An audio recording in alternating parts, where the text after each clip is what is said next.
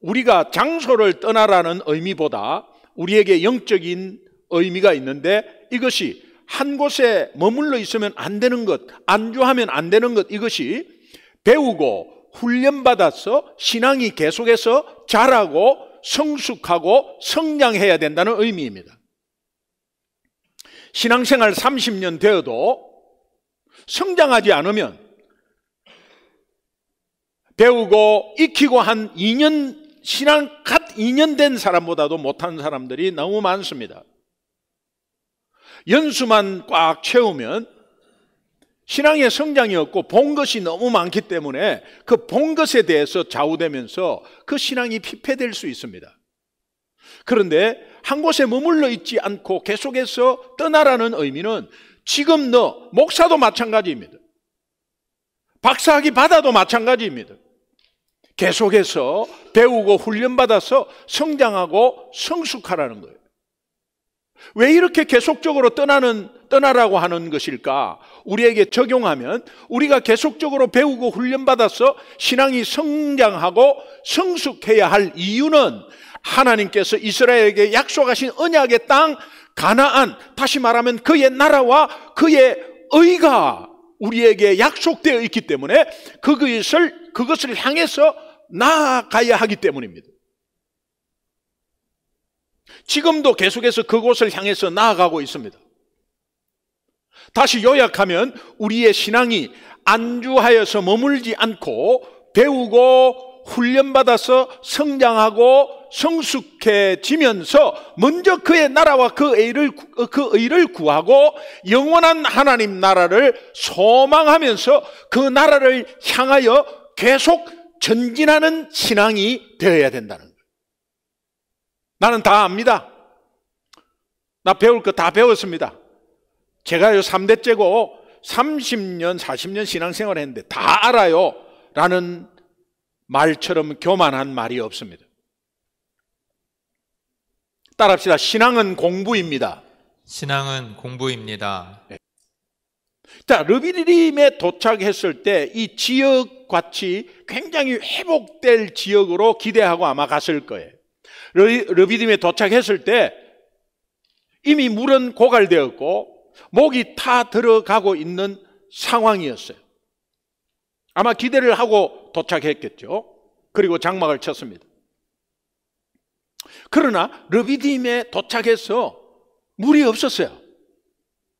아니, 회복, 평지, 회복이라는 뜻인데 회복이 돼야 되는데 오히려 지금 물이 없습니다. 이처럼 우리 인생, 우리 신앙은 순간순간 고갈과 부족과 목마름과 배고픔이 또 채워졌다가 없어졌다, 채워졌다 없어졌다, 이런 고통이 계속 업앤다운이 있습니다. 그럴 때마다 우리는 예수를 못 믿으면 넘어질 수밖에 없어요. 이런 상황을 하나님이 왜 주느냐? 네 예수 잘 믿고 있지? 예수 잘 믿고 있지? 너 예수 믿는다고 해놓고 못 믿네? 못 믿네? 하나님이 계속 체크하는 겁니다. 다시 말하면 내 신앙이 예수 잘 믿고 있는지, 내가 예수 믿는다 하는데 문제 때문에 팍 내려앉았구나, 못 믿고 있었구나, 내가 예수 믿는다고 하는데 의심하고 두려워하고 염려하고 예수 못 믿고 있구나, 빨리 깨달으라고 하나님이 기회를 자꾸 주는 거예요. 기회를. 그런 기회가 없으면 못 깨달아요. 그런 기회를 주는 거예요. 따라서 르비딤에 도착한 이스라엘 백성들은 물을 공급받아서 회복해야만 했습니다. 그러나 회복은커녕 마실 물이 없게 되자 이제 본성이 또 드러납니다. 절망 가운데 주저앉아 있는 이스라엘 백성들이 불평과 원망의 도를 넘어서서 이제 모세와 다투기 시작합니다. 2절 함께 보겠습니다. 2절 같이 읽겠습니다. 시작. 백성이 모세와 다투어 이르되 우리에게 물을 주어 마시게 하라. 모세가 그들에게 이르되 너희가 어찌하여 나와 다투느냐? 너희가 어찌하여 여호와를 시험하느냐? 백성이 모세와 다투어 이르되 우리에게 물을 주어 마시게 하라. 이스라엘 백성들의 낯두꺼운 행동을 보여주는 대목이에요. 이들이 모세에게 물을 맡겨놨습니까? 마치 물을 딱 맡겨놓고 조금 타먹는 것처럼 물을 달라고 항의하고 다투기까지 합니다. 여러분은 어떻습니까? 여러분은 하나님 앞에 뭘 맡겨놓으셨어요? 왜 그렇게 달라고만 하세요? 뭘 맡겨놓으셨어요? 아니, 구원시켜줬더니 달라 그래요. 살려줬더니 보따리 어디 갔냐고 찾습니다. 이런 이스라엘 백성들이 오늘 우리의 삶과 너무 흡사해요. 이제 항의하고 다투기까지 한다는 거예요. 이스라엘 백성들의 이 같은 행동은 은혜를 전혀 모르는 배은망덕한 행동이에요. 그때 모세가 그들에게 중요한 말을 합니다. 너희가 어찌하여 나와 다투느냐? 너희가 어찌하여 여호와를 시험하느냐? 네가 지금 내한테 다투었지? 그거 하나님을 시험하는 거야. 신광야에서 이스라엘 백성들이 모세를 원망했어요. 모세를 원망할 때 그 원망은 사람에게 했지만 결국 그 원망은 하나님께 하는 것이라고 분명히 들었고 배웠고 알고 있었습니다. 그럼에도 불구하고 그들은 그 원망을 넘어서 이제는 모세와 다투기까지 했다는 거예요. 모세와 다투는 것을 하나님을 시험한다는 것으로 또 달리 표현했습니다. 이 표현은 이스라엘 백성들이 모세에게 임한 하나님의 신적 권위를 업신여겨 버리는 것이다.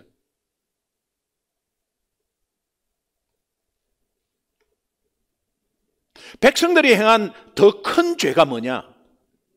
지금까지 그들을 인도하시고 도우시는 이 하나님을 업신여기고 불신하는 행위가 더 컸다는 거예요. 여러분, 그렇지 않습니까? 지금까지 하나님이 여러분들의 나름대로 여러분들의 인생을 인도하셨을 거예요. 그런데 그 은혜를 받았으면서 지금 모자라고 지금 어렵다고 하나님 왜 이러세요? 라고 하는 것은 더 큰 죄를 짓는 거다. 무슨 죄입니까? 하나님이 지금까지 은혜 주신 거 그거는 가짜고요. 나 받은 거 모르겠어요. 하면서 업신여기고 무시해버리는, 그러면서 불신하는 행위라는 거예요. 여기에서 여러분, 모세와 이스라엘 백성들이 모세와 다퉜다는 겁니다. 이스라엘 백성 한 사람이 1대1로 다툰 거 아닙니다. 떼거지로 몰려가서 막 모세와 막 싸우는 거예요. 다투다를 찾아보니까, 히브리에 찾아보니까 리브라는 거예요. R-I-B, 리브라는 거예요. 립. 이게 보니까 고소하다라는 뜻이네. 소송하다, 고소하다 뜻이야. 왜 다투다라는 것으로 번역했는지 모르겠어요. 고소하다는 뜻이야. 단순한 말싸움이 아니구나. 이스라엘 백성들이 모세에게 법적인 소송을 걸었구나. 그들은 모세에 대해서 고소한 내용을 문서화하고 법에 따라서 처분해달라고 집단 소송을 한 것이구나. 알 수 있습니다. 아니, 모세 왜 이래? 모세 왜 이래? 이렇게 하지 않고 그거를 문서화했습니다. 이거는 굉장히 계획적이죠. 문서화했습니다. 그리고 그것을 법으로 처분해달라고 내놓은 것입니다. 이때 모세의 마음은 어떠했을까? 여러분, 입장 바꿔 생각해 보세요. 황당 시츄에이션이에요. 섭섭하고 답답하고 먹먹하고 화가 나고, 여러분이 어떤 상대에게 마음을 다해서 정말 정성을 다해서 진심으로 섬기고 베풀었는데 그 상대가 어떤 조그마한 불만 사항에 대해서 여러분에게 법적 소송을 걸어왔다. 여러분은 어떤 마음이 들겠어요? 괘씸하죠? 여러분은 전혀 그런 마음이 없겠지만 저는 괘씸해요. 그리고 한편으로는 너무 섭섭하기도 하고, 또 돌아서면은 분노가 나요. 본문은 이스라엘 백성들이 모세를 고소했지만 이것은 하나님을 시험한 것이다 이렇게 말합니다. 너희가 어찌하여 나와 다투느냐, 너 어찌하여 나에게 소송을 거느냐라는 것은 너희들은 하나님께 지금 소송을 거는 거야. 어찌하여 여호와를 시험하느냐? 하나님께 어떻게 소송을 걸 수 있지? 너희들이 어떻게 하나님을 시험할 수 있는 것이냐, 고소할 수 있는 것이냐? 모세를 고소해도 배은망덕한데 하나님을 피고인석에 앉힌 것입니다.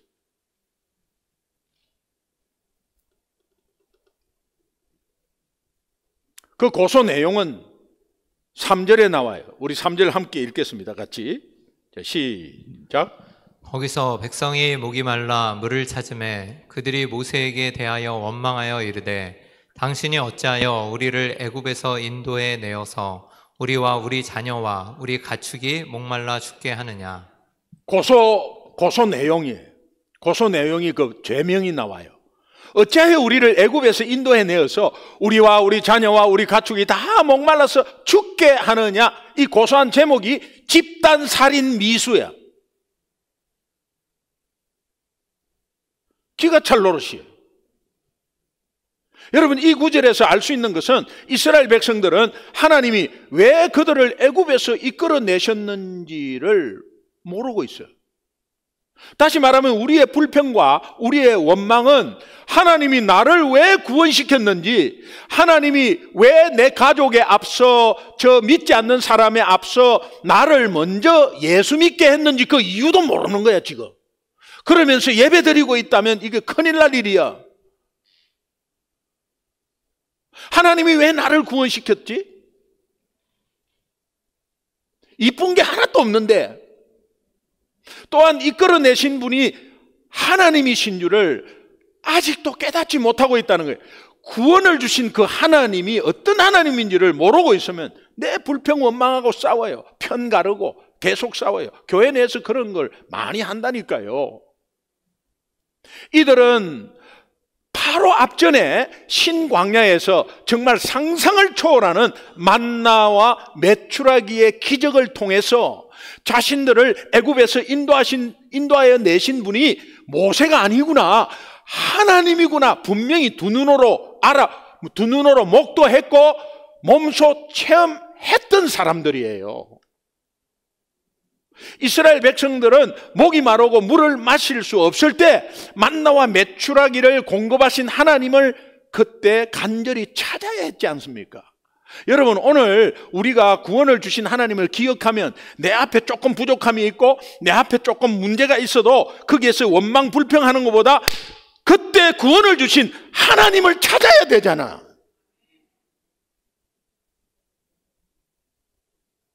그러나 그들은 물었고 못 먹는 책임을 모세에게 다 돌려버리고 그가 이 모든 불행의 주범으로 고소하고 있습니다.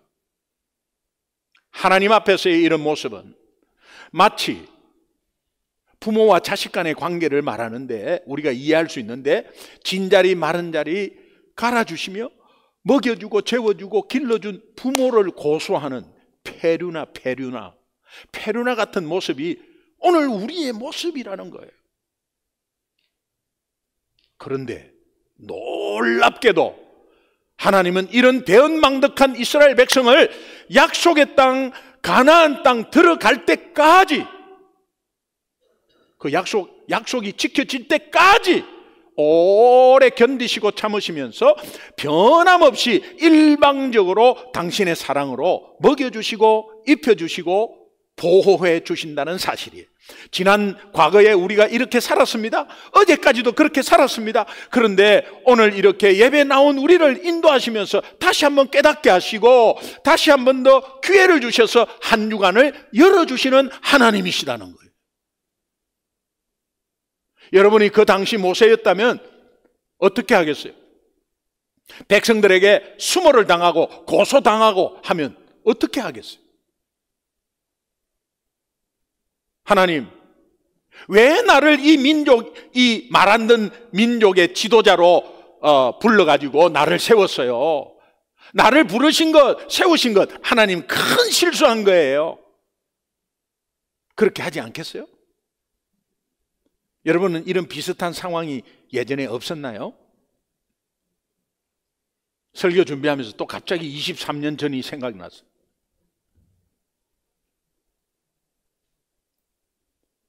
한국에서 잘 살고 있는 나를 하나님이 미국으로 보냈어요. 제가 미국 가야 되겠다. 미국 가는데 어떤 서류가 필요하지? 미국 좀 가야 되는데 이런 적이 한 번도 없어요. 사업 2개를 하고 있었는데 굉장히 잘 됐어요. 그리고 그 당시 2000년, 2001년, 1999년, 2000년, 2001년 그 당시 어떤 목사님과 모든 사람 다 통틀어서 부흥의 강사 1순위야. 1순위. 집사야, 집사. 1순위. 대부분 대형 교회는 다 2-3번 가봤고요. 각 나라의 이민교회 대표적인 교회는 다 가봤어요. 미국 같은 경우에는 뭐 시카고, 애틀란타, LA, 샌프란시스코, 뭐 뉴욕, 뉴저지, 뭐 한국 사람 많이 모이는데 대형 교회 다 가봤어요. 가만히 있으면은 계속 하나님이 사용할 거 아니에요. 2년 동안의 집회가 잡혀 있었어요. 당시 지금 소천하신 사랑의 교회 옥하는 목사님이 그 3년만 미국 갔다 오라는 거예요. 초청이 들어왔기 때문에. 근데 종교 비자를 받아라는 거예요. 집사가 종교 비자를 못 받습니다. 여기 들어와서 바꾸는 거는 좀 바꿀 수 있어요. 뭐 지휘자나 피아노 반주자나 뭐 어떻게 해갖고 풀타임으로 해갖고 바꿀 수 있어요. 그런데 한국에서 종교 비자를 받고 들어오는 거는 목사님도 어려울 때인데, 그런데 그 당시에 딱 맞물린 게 뭐냐? 9/11 테러 사태가 일어났어. 2001년 9월 11일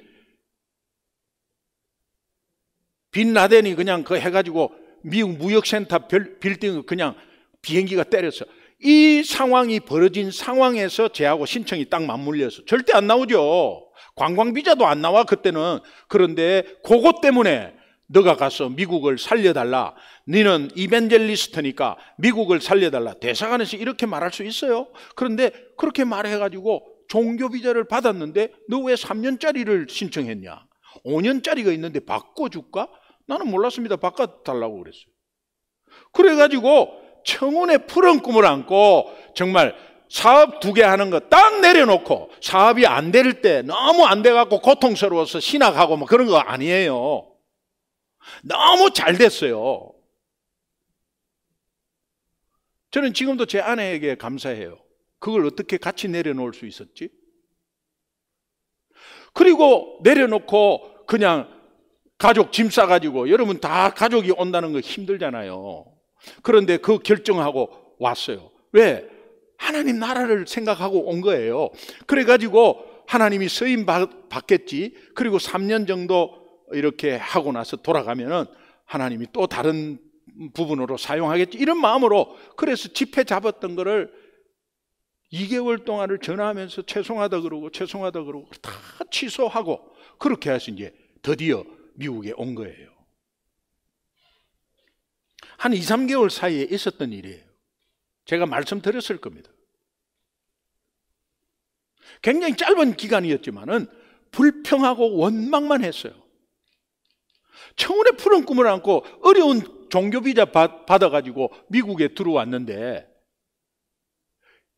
영어가 하나도 안 들리고, 일단 저는 사업할 때 암참이라고 미국 상공인 회의소에 한국 지부가 있어요. 거기에 업서버로 있었어요.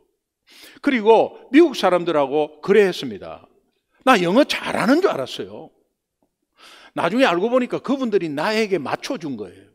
본토는 누가 맞춰줘요? 긴 문장을 못 알아들으면 이해를 하겠는데 짧은 문장 못 알아들으니까 신경질이 나더라고요. 그리고 거기에 있는 사람은 잔스 홉킨스에 관련된 의사들이 50몇 분이 되고, 그 다음에 장로님 60분 중에 59분이 의사고, 다 뭐 S대, S, 다 그런 분들 꽉 모여 있는 데인데, 이분들을 훈련시키려면 내가 영어를 잘해야 된다는 이런 착각을 한 거예요. 그러니까 너무나 초라하게 보이고 나는 여기에서 사역 못한다는 생각을 했어요. 안 들리는데. 제가 말씀드렸죠? 예, 슈퍼 샐러드. 슈퍼 샐러드. 나는 슈퍼 사라다인 줄 알았어요. 근데 soup or salad. 슈퍼 샐러드. 둘 중에 하나를 택하라 그랬는데 나는 슈퍼 샐러드인 줄 알았어요. 이런 것들, 뭐 여러 가지 상황 가운데서, 예. 여러분, 그래서 못하겠다는 생각이 들었어요. 그런데 한편으로 한 분 장로님이 너무 괴롭혀서 나를. 오자마자 내한테 이러는 거야. 언제 돌아가실 거예요? 나는 3년 예상하고 왔는데. 오자마자 언제 돌아가실 거예요? 그러면서 돌아서서 하는 말, 수준을 알아야지. 제가 깜짝 놀랐어요. 내 수준을 어떻게 알았지? 도둑놈이 집 아래 지린다고. 그러니까는 뭐 그냥 너 말할 기운도 없어. 나중에 알고 보니까 아니 만장일치로 나를 초청했는데 이렇게 이게 이렇게 섭섭하게 할 수 있나. 나중에 어느 장로님이 이야기해 주시더라고. 10대 15로 나눠졌다, 이 당회에서. 그런데 담임 목사님이 계속해서 저를 초청하자고 매달 끄집어냈대, 당회마다. 그런데 이러면 접어버려. 또 초청합시다. 안 돼. 이러면 접어버려. 고집도 안 피웠대. 접어버려. 매달 냈대. 매달 낸 게 고집이지. 계속 냈대. 그러니까 한 6개월을 그렇게 하니까 9.11 라인오는 터지고 하니까 찬성하는 장로님이 반대하는 장로님에게 아니 찬성하셔요. 왜 찬성해야 되냐. 9.11 테러 때문에 종교비자 집사가 못 받고 온다. 그런데 우리가 만장일치로 찬성했는데 집사이고 또 테러 때문에 종교비자가 안 나와서 못 왔습니다. 이게 얼마나 아름다운 이야기냐. 그러니까 그렇게 하라. 그거 그렇게 했다고. 그러니까 다 찬성했어. 근데 이게 떡 들어왔네. 그러니까 그때부터요 시비를 거고. 제가요 얼마나 답답해서 딱 마음을 먹었어. 딱 교회 퇴근 딱 하면서 내일 간다. 나는 짐 싸들고. 내일 간다. 짐 딱 싸들고 그냥 우리 애들 학교 2달 간 거 그래 이제 미국 뭐 학교 뭐 좀 맛봤으니 괜찮아. 이제 집에 이제 다 짐 싸들고 가. 뭐 여기 내가 뭐라고 있어. 이게요 지금 목사 되기까지의 엄청난 훈련인데 그 훈련을 내가 받아들이지 못했어. 그냥 집사잖아. 집사. 그때 집사. 그러니까 저 수준 낮은 장로들하고 대화도 안 되고 안 돼. 여기 안 돼. 이민교회 안 돼. 수준 낮아서 안 돼. 막 이렇게. 그래 가자고 하고 딱 집을 열고 집에 문을 딱 열고 여보 짐 싸라. 내일 당장 간다. 라고 말하려고 딱 문을 열고 딱 들어가는데 여보! 그래. 너무 밝은 얼굴로. 왜? 이러니까 여보 미국 너무 좋아. 이래. 말을 못해서. 우리 아이들은 학교 7시에 갔다가 오후 2시에 온다. 아빠 이래도 되는 거냐고. 그러면서 나중에 너무 좋아해. 그러면서 제 마음속에 이게 뭔 뜻이 있나. 내가 집에 가자. 그냥 우리 하나님 실수했어. 나 이거 잘못 온 거야 라고 말을 할 수가 없었어요. 그러면서 하나님께 물었어요. 새벽기도 가도 기도가 안 되고 새벽기도에 너무 조용해. 너무 조용해. 800명 교회인데 새벽기도 요만한 방에 나와가지고 조용해. 우리는 음악이라도 틀어주잖아. 이 말씀 마치고 나서는 그냥 기도하는데 음악도 없이 조용해. 저는 답답해갖고 기도하는데 꾹 참고 기도하는 거야. 옆에서 툭툭 치면서 다 들려요. 아무것도 못했어요. 옷장에 들어가갖고 넋두리 하는 거예요. 하나님, 이게 뭡니까?